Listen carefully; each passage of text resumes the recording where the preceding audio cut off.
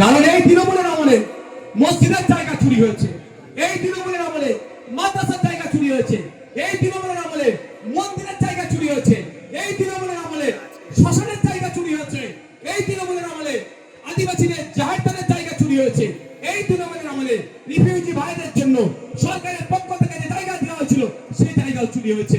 এরা মন্দির, মসজিদ, কবরস্থান, শ্মশান কিছু ছাড়েনি, সব এরা খাচ্ছে।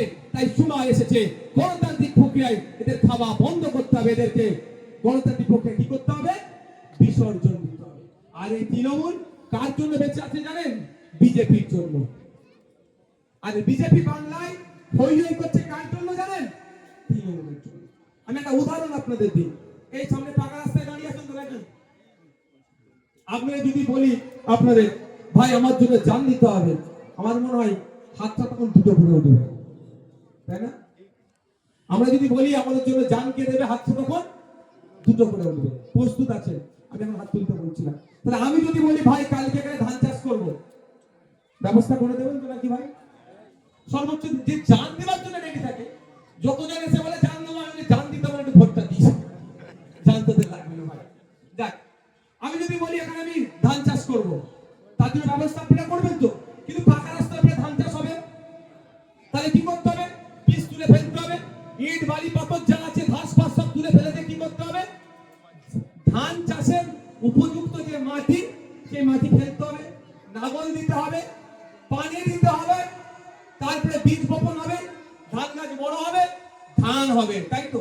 সময় সাপেক্ষ নয় তো? পশ্চিম বাংলায় বিজেপি তার চাষ করার প্রচুর চেষ্টা করেছে, চাষ সে করতে পারেনি।